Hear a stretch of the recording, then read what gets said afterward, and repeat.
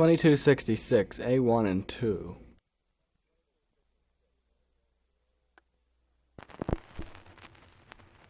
Down by the wild mustard river, down by the old Emery Dam, we arose from our blankets one morning to flood from the reservoir dam. When the waters come rustling and rolling, our peavies and pikes we'd apply, not thinking that one of our number this day had so horribly to die. On the river there was none any better on the log than our friend Johnny Style. He had worked there more than any other, but he always was reckless and wild. But today his luck went against him. His foot it was caught in the jam. And you know how that creek runs a-howling when you flood from the reservoir dam. But we were all there in a moment, just as soon as he gave his first shout. And you know how that creek runs a-howling. It rolls in, but it never rolls out. We worked for an hour and a quarter. We worked till our time come to spare.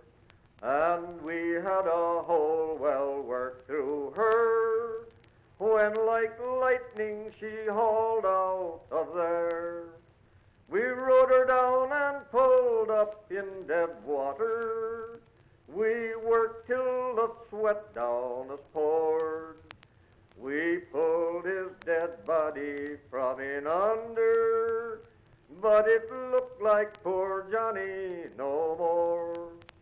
His flesh was all cut up in ringlets and rolled out as flat as your hand. We'll hold peace on this earth for his body, while the Lord holds his soul in command.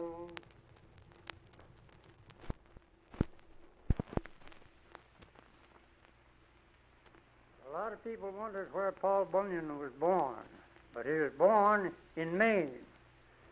When he was 3 weeks old, he was such a lummox of a kid that he wallowed around so much in his sleep that he rolled down 4 square miles standing timber. Well, the natives wouldn't stand for that, so they built him a floating cradle and anchored it out at Eastport, Maine. Every time he rocked in that cradle, it caused a 75-foot tide in the Bay of Fundy, and it destroyed several villages and lost lots of lives. And when he got asleep, they couldn't wake him, however, so they called the British Navy out and they fired broadside for 7 hours. When they did awake him, he was excited over so much excitement that he tumbled overboard into the ocean. And he raved the water so it sunk 7 more ships. So the Navy wouldn't stand for that, so they captured his cradle. And out of the cradle they made 7 more ships, but the tide in the Bay of Fundy is a-going yet.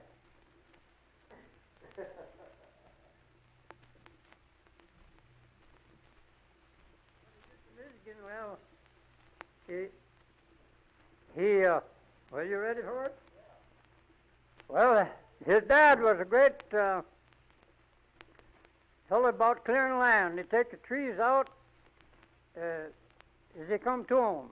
So he'd hit a big pulley up in the tree and the rope, and he'd go to digging, and he'd pull the tree over. Finally, this one, the oxen, at the yoga oxen, they started to go just about the time he hooked it, and he didn't have time to get down out of the tree. So they started hauling. They hauled that tree, and they hadn't been chopping any around it, and they pulled it clear almost to the ground.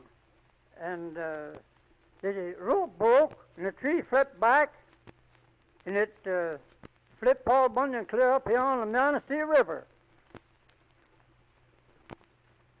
What did he do when he got here?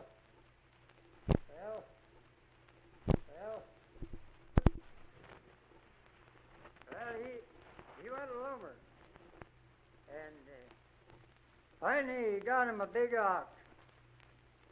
His ox was a monster, the biggest ox there was in the world. He was 7 axe handles wide between the eyes. And he didn't stop to build skidways and like that. He just hitch on a quarter section of land, haul it up the river and sift the logs out of it and put them into the river and hitch old bed, the big blue ox, on the rubbish and haul it back where he come from.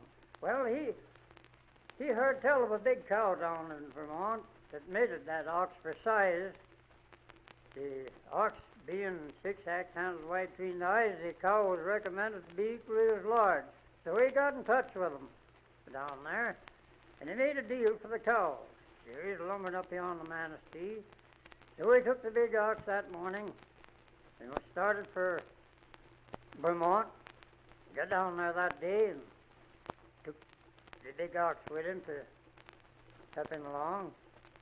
He stayed that night, and next day he brought the cow back, and they landed back in Manistee. Well, she'd have proved to have been a great ragged milker, but he turned her out on evergreens. That's met evergreen boughs and balsam boughs.